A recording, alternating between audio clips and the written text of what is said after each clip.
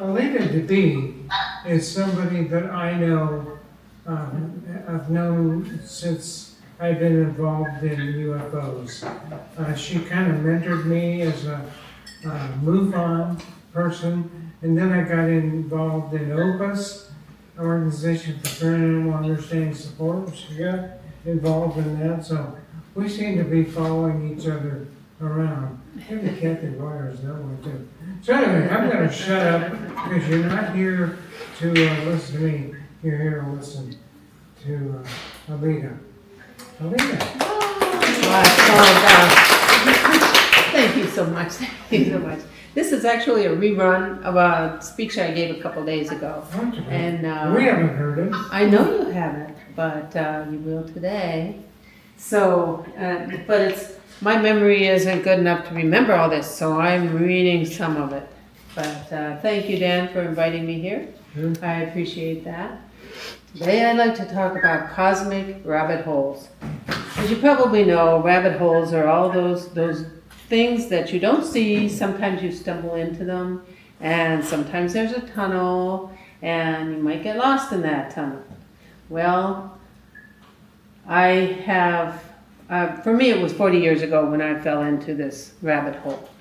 And it started when I had to I was living in Kirkland, Washington, and I suddenly had to start learning the clarinet.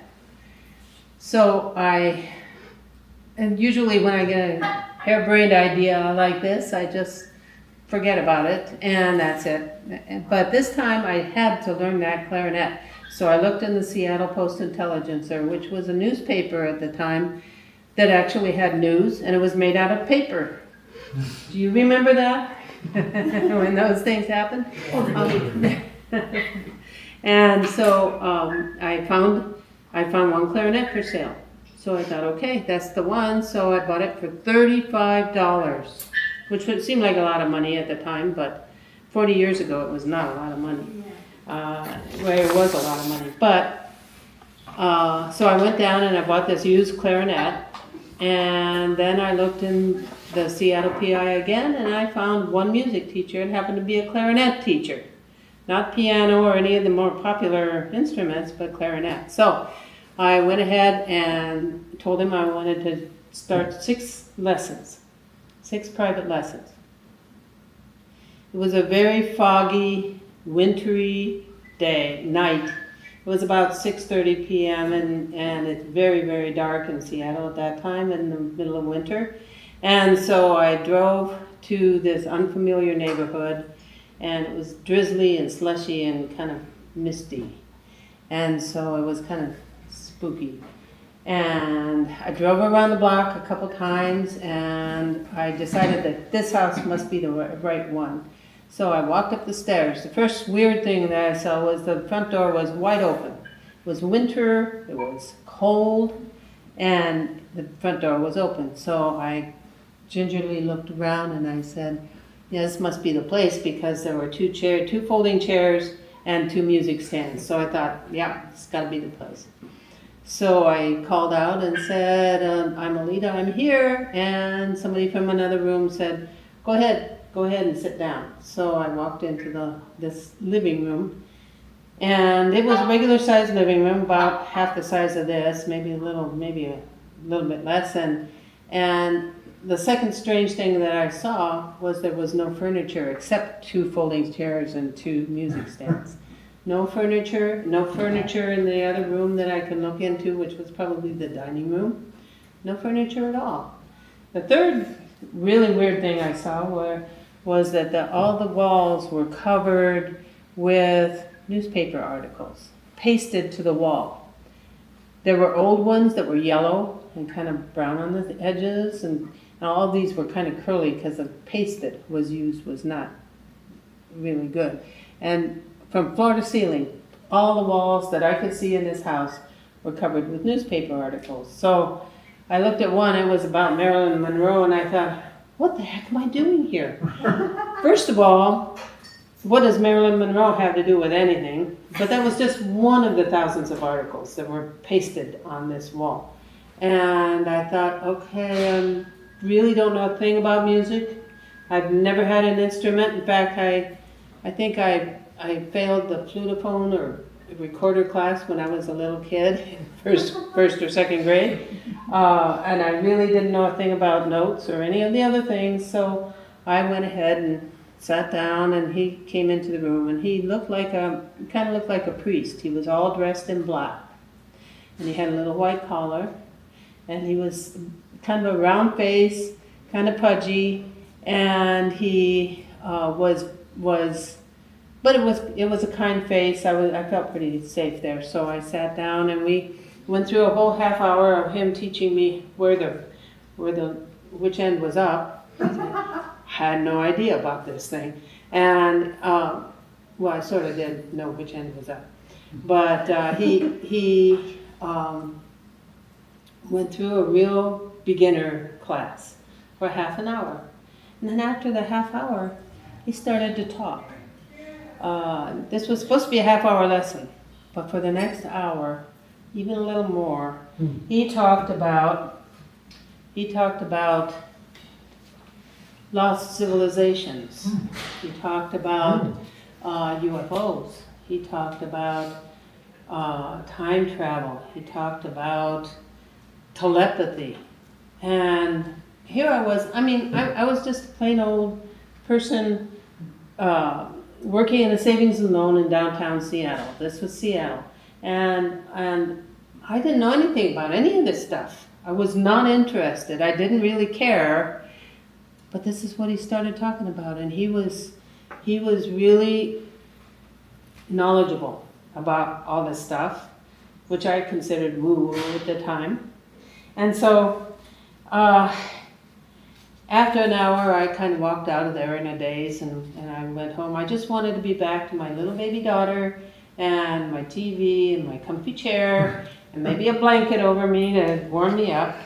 But I'd already paid for all my 6 lessons, so I went ahead and tried to practice this instrument, and went back the second week.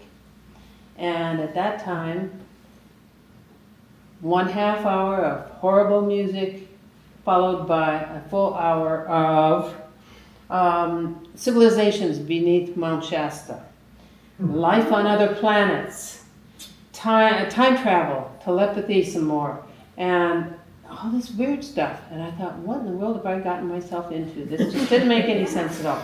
What did you pay for? I paid for all 6 lessons up front. So, and this was not what I paid for. It was not. So, 5 weeks into the class, I walked in, I had my usual lesson, and then he started talking about all these things again for the next hour. At the end of that hour, he said, Aleta, I know you're not here for clarinet. You're here for something else.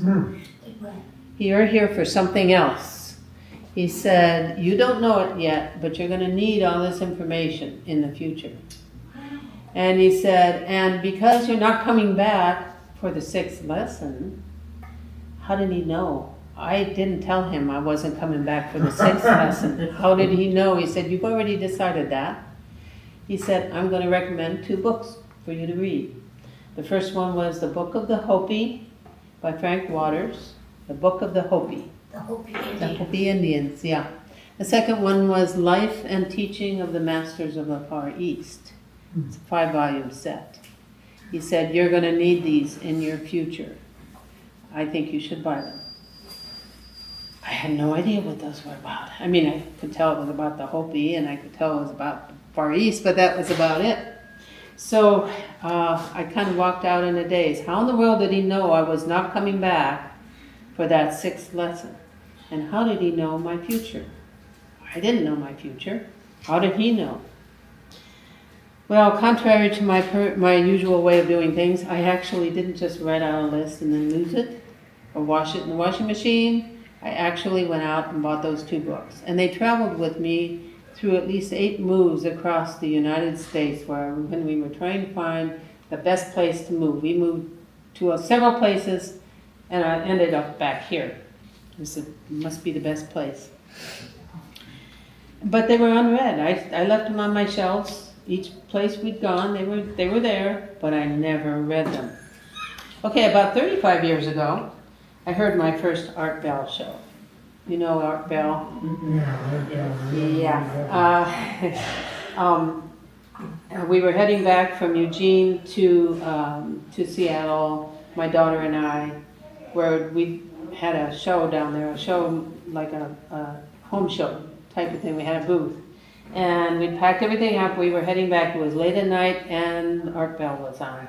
And he was talking about Egypt and the mysteries of the pyramids and all that. My daughter said, "Mom, is that all that stuff real?" I said, "No." "No, honey, it's just, but it is interesting to listen to."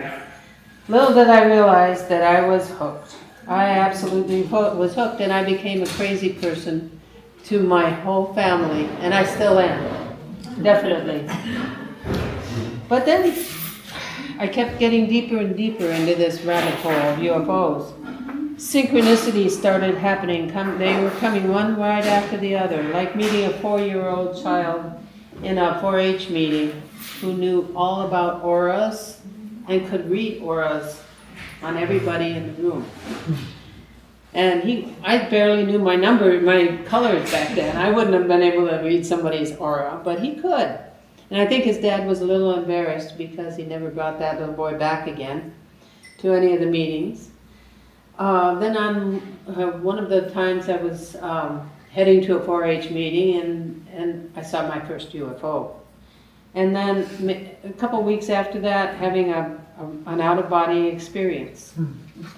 These things had never happened to me, and all of a sudden, I was in these rabbit holes. I could not get out. About 20 years ago, I went to North Carolina to find an apartment for my daughter for her university class. She was signing up for her. She was starting her master's degree back then. And I arrived a day earlier than she did. It was beautiful. It was a gorgeous college town. I love college towns. And I was just kind of floating around this town. I was so happy. The sun was shining, and I was just in bliss. And I even stopped into a cafe and ordered something called a bubble tea, which I had never heard of before. That was 20 years ago, and it's something I'd never heard of. I was not really too impressed, but I felt free and light. I noticed a bookstore across the street. Gotta go over. So I crossed the street and walked in, and I saw just all empty shelves. There was a woman on the floor, and she was unpacking boxes full of books. And I thought, oh, okay. And she said, "I'm sorry, we're not open because we don't have any books yet, but school starts in a week. Come back in a couple days." So I said, okay, it's okay. I was so happy. I didn't feel bad about it. But as I turned around, eye level to me, there were 3 books on the shelf.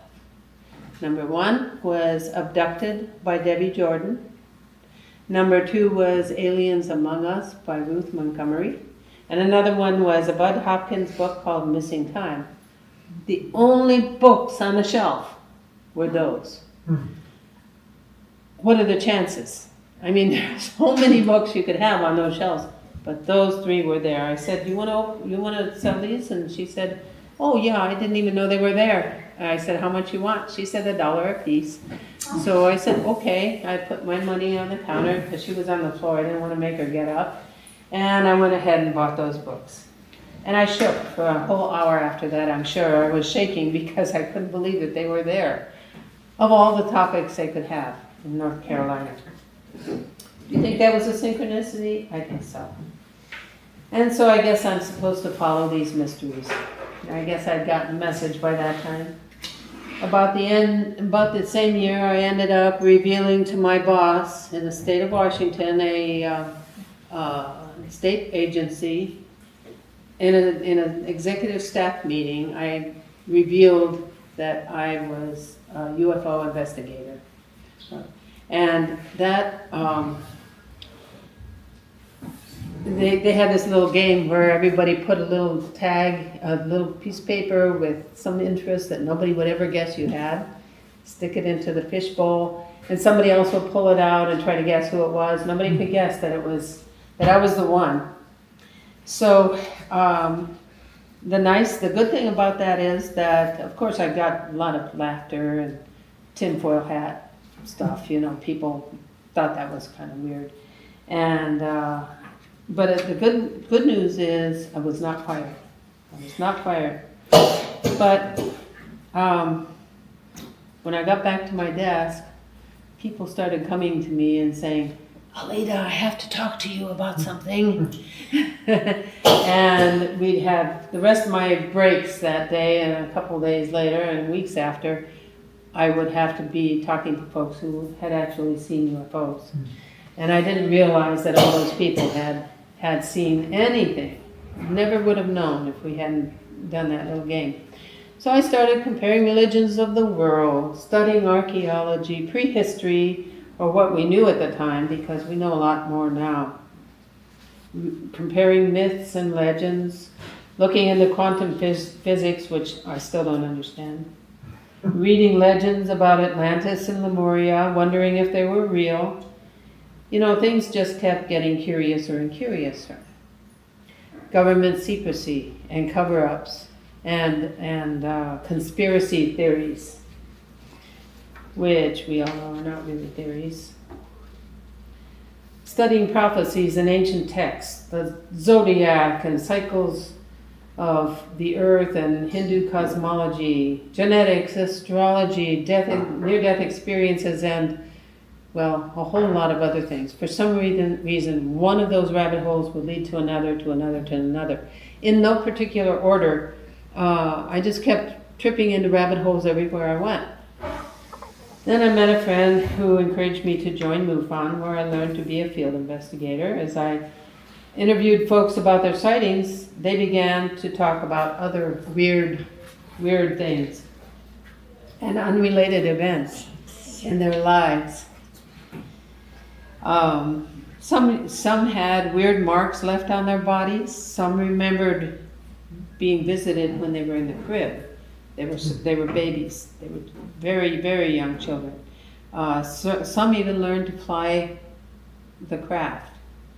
They learned how to use the controllers on the spacecraft, and they actually had tours given to them by ETs on the craft, and almost like a tour guide through the universe.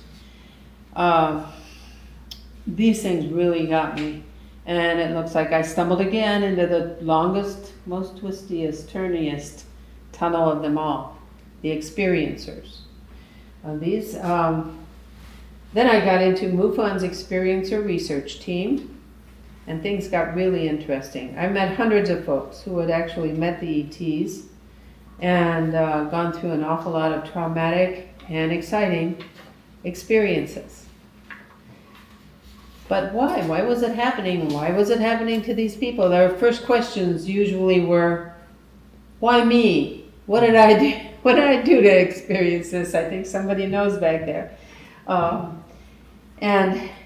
they were, it seemed like they were having some sort of an initiation, a shock to their system that woke them up to other realities beyond the five senses, beyond their current reality. And sometimes it takes a real jolt to get you awake like that. It brings a person, an initiation brings a person down so far or shocks them so much that they reach for a higher place, and it awakens the person sometimes to what's really important in life. Each of these contact events was different, but strangely connected in some way. Experiencers know what they've seen, they stick to their truth, and they know. It's not a theory and has nothing to do with the government. Well, not really. It changes them inside. There were way too many rabbit holes, and I sensed the bigger picture behind all these unrelated stories. I then joined OPUS, the Organization for Paranormal Understanding and Support. The folks I talked with were having more paranormal events happen, and they always seemed to be attached to the UFO system, the UFO experiences that we're having. But not in any particular order. Sometimes a person would have an out-of-body experience, and then have an ET experience or a UFO experience. Some people would, and in fact, I haven't done a study on this, but it appeared to me that people who've had near-death experiences have often had ET, UFO, and other experiences, other paranormal experiences. It seems to go in no particular order, though. You might have that near-death experience years later, or you might have a paranormal experience. You might grow up in a haunted house, and then you can see UFOs at this, because you're on the same wavelength, I guess. So the rabbit holes just kept getting more unavoidable. People from all over the world were finding that they were meeting entities from other dimensions, other planets, other dimensions on other planets, shadow people, angels, dragons, and they really were seeing these things. And orbs. Orbs were increasingly following cars, coming into your living room or your bedroom, or coming into houses and going through the walls. These things were definitely happening to people, but as usual, why? Just recently I had an experience, still talking to lots and lots of experiencers, and just recently the experiences are so different from each other. Sometimes they're just very wide difference. The one person I talked to was traumatized by this orb that came into his house. He had just awakened, and there was this football or a basketball size orb right in front of his face within a couple feet, and it was not really metallic, but it looked like it had been made to look metallic, and it had a lump on one side and a couple of antennas, and it seemed to be scanning his head, his brain, and he could feel it moving, kind of manipulating things inside, and he got upset and pushed it out of his way. And it was solid. It wasn't anything that was imaginary or anything that was hot and burning or anything like that. He pushed it away and it collapsed upon itself and disappeared. He has no idea. It could have been just about anything. And then the same night I talked to somebody else who was on a craft. At least he thinks it was a craft. It was not the room he was in his apartment in Britain. And he saw this little ET, a little white ET, probably about 3 feet tall, look around the corner, and he said it seemed like there was so much love in this little guy. He was so emotional because of it. He started to cry, and he could not stop crying for almost an hour because he was overwhelmed by that love. So you've got the taunting, the fearful, and you've got the beautiful. Can't figure it out. Nobody can really figure it out at that point.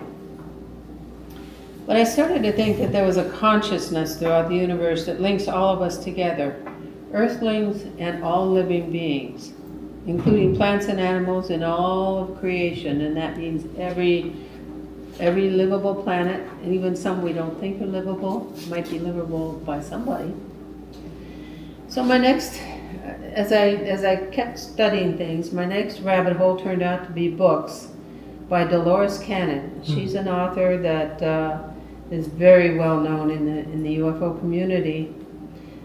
She's a hypnotist who developed the QHHT method of hypnotizing folks very deeply to help them through their common everyday problems, like being shy, or smoking, or other little things that we have happen to us, and we just want to make sure that we stop. But they started coming out with all these other things, like, well, I'm on another planet, and it's pink, and it has crystals, tall crystals, and they would come out with really detailed descriptions of other planets. Well, that shocked her because she was hoping to make them stop smoking. She didn't know. And then she started realizing that a lot of people, when she put them into this deep trance, she could talk with her higher self. She could even talk to the ETs that they were dealing with at that time that they came back to. In other words, she hypnotizes them to a point in their life when they lived on another planet, when they were doing things with other creatures, when they were other creatures on other planets. So not only are we reincarnating here, we're reincarnating in a lot of other places, including other dimensions, not only other planets. Far, far away, far, far away. It's not that we're all Cleopatra in the past. You know, we are innumerable entities. And they could have been, they were from other star systems, millions of light years away.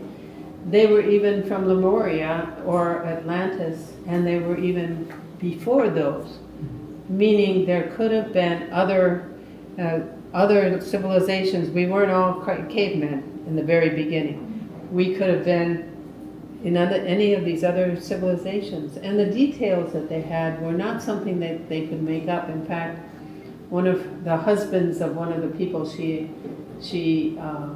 hypnotized, the husband says, "She's not this smart. How would she know all this stuff?" Because she was there. She was actually there. And they talked about seeing this and seeing how everything was different, but they didn't even know that when they're in that trance, they don't even know that they're living here at this point. It's almost like they are there still. And she had some remarkable books that she wrote, and I can give you, in fact, I have a list of some books that you might want to take a look at if you ever decide to. They even describe lives between their lives. So between incarnations in various places, they were given the choice of what kind of a life they wanted to live. If they wanted an easy life, which would give them maybe a break from their other lives, or if they would like a life that was really tough so they could get rid of a lot of the karma that they built up over the years or something. And some of these even were in other dimensions, not just in a 3D reality type of dimension. They talked of cataclysms that happened here, eons ago here on Earth, and what happened after a civilization collapsed. They talked about the real intricate details of power sources unknown to modern technology. They talked about the other planets' ecology and environment and the people that lived there. Dolores recorded word for word, meticulously, all of these things without edits. She was told that people here on Earth today were actually coming from other planes of existence or planets or the spirit world to assist us humans to transition into a higher vibration, to resonate more with the source, and to evolve faster. So this was one of those rabbit holes I couldn't get out of, and I'm still not out of it. And it taught me that all around all of us are, if we keep our minds open to the possibilities and probabilities that are out there, and not just think that your car, your house, and your football game are the only realities in life. There's a lot more to it than that. It was hard to wrap my earthly head around all this. We're so entrenched in our everyday reality that this goes way beyond comprehension, even for those who have studied it. It's way out of my league as far as thinking of all the possibilities. And Dolores realized that ETs are learning from us as well as teaching us about things. Well, good luck, dear visitors, because trying to figure out how humans think is next to impossible. And trying to figure out how the visitors think is impossible. So it's going to be a long time before we can come to a good working relationship. Millions of people feel that they're here for a purpose. I don't know if you do, but I know that millions of them do. They don't know what it is or how to train for it. They feel a little inadequate because they haven't gotten good training. They feel an urgency to know. You may feel deeply that you have an important job to do something to pull our earth out of its depravity or to change the world. If you feel this way, you're certainly not alone. Someday we will know. You may feel you don't belong here, but you do. You will know when the time is right. Another little story I should tell you is I once had a very lucid dream where I was standing at a podium with a great big book on it. It was about a foot thick and it was opened in the middle, and each page was about a foot on each side. It was really kind of yellowed, and it was almost a cloth-like feel to it. And it was filled with mathematical equations. There was a monk beside me on my left side, and he had a brown outfit on. I don't know if you remember the old Robin Hood series with the friars that had brown robes on and the rope tie, and he kind of reminded me of that, and he was flipping the pages like this, so fast. I said, you gotta stop. I cannot understand this. It's going too fast, and it's all math. And he said, you will know when the time is right. And I woke up, and a couple weeks later, I looked. I was dreaming again. He was on my right side, and same guy. I had a great big screen in front of me. It was a very thin one too, and this was 20 years ago, and he was scrolling with his hands, scroll these pages on the screen, and I said, slow down, I cannot read this, it's going too fast. And it was all mathematical equations. And he said, you will know when the time is right. As I think about it, it kind of looked like my clarinet teacher. Different outfit, but clarinet teacher, it looked like him. So how can we make sense of so many concepts? Are they all separate? No, I think that they are very much connected to each other, including Sasquatch, out-of-body experiences, even human invisibility. I've gone through that. Lucid dreams, synchronicities, paranormal entities. And what in the world do mathematical equations have to do with anything? As far as I'm concerned, we could skip those. I decided to chase the rabbit some more as he maneuvered through the maze of tunnels. That poor little rabbit. We're now discovering that everything seems to be related to consciousness. The universe, they say, consists of energy in the form of plasma. Universal conscious energy, I think, is what that is. Plasma is highly conductive. We're starting to use it in some of our technical equipment, and it's very useful for that because of its conductivity and usefulness in a lot of those things. They call it the fourth state of matter, not liquid, solid, or gas.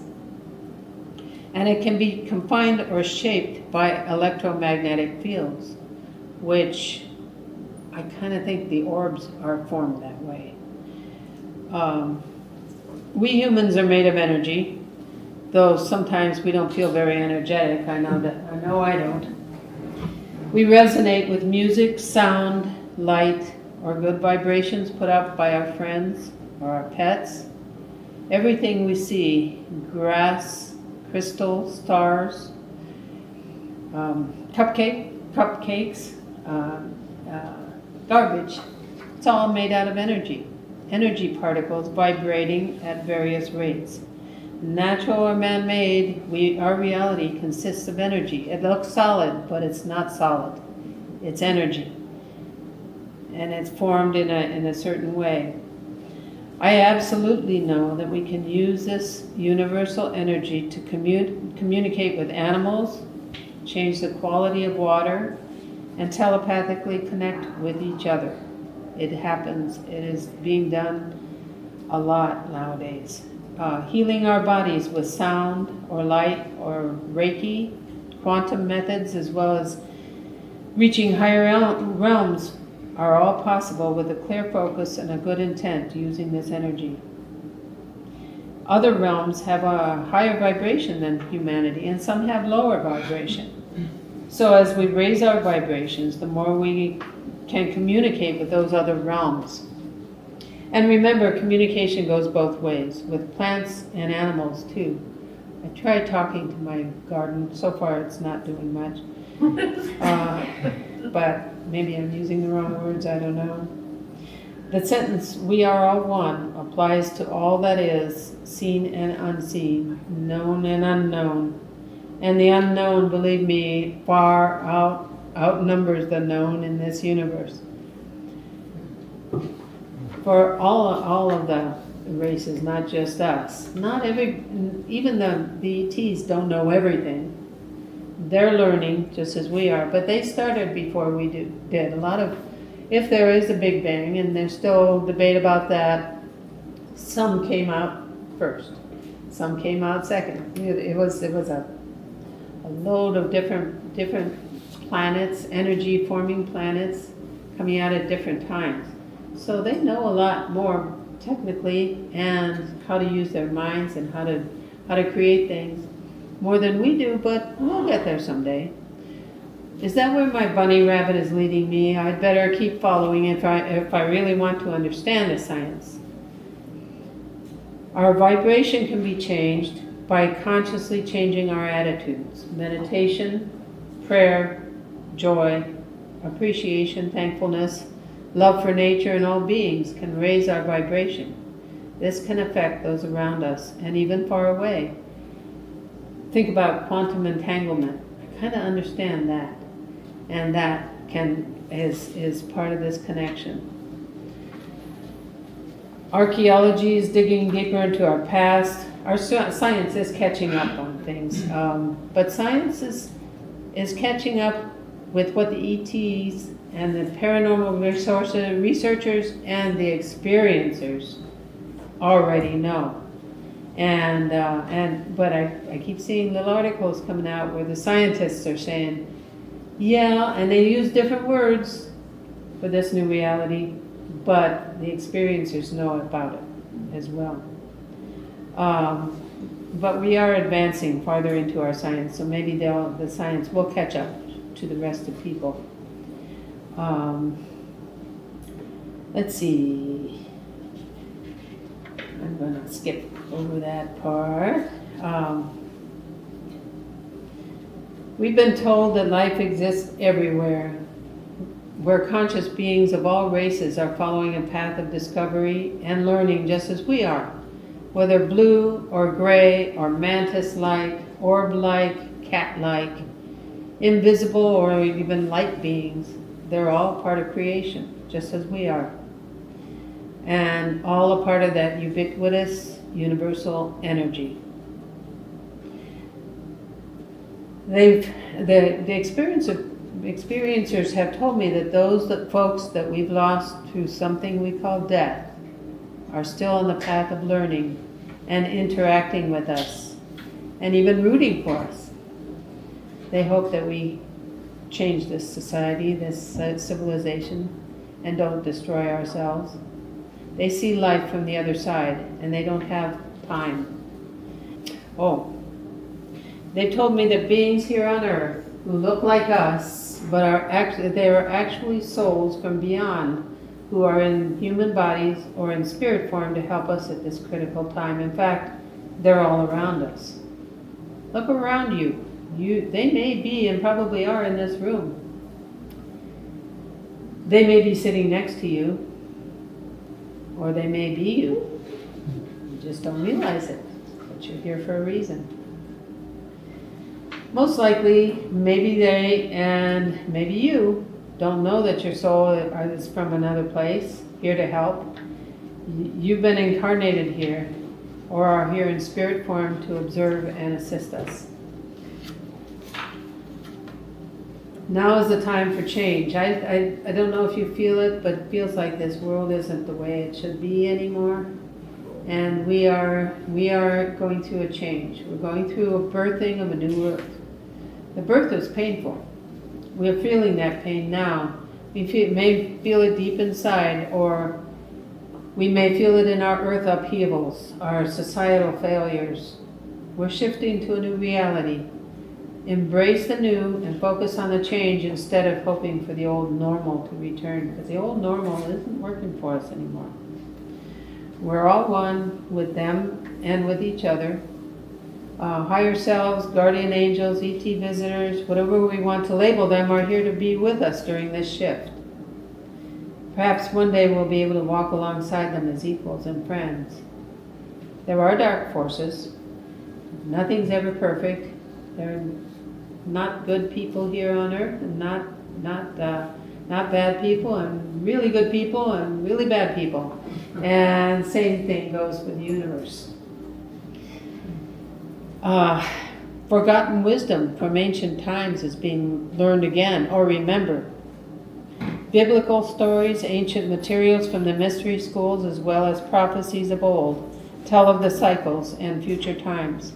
These sacred messages have been preserved by the Native Americans and natives from around the world, and they're resurfacing now to be shared. And if you look on the internet, a lot of times you'll find messages from the Native Americans and from the natives in Peru and all over the world who know what's going on, and they're preparing themselves for it.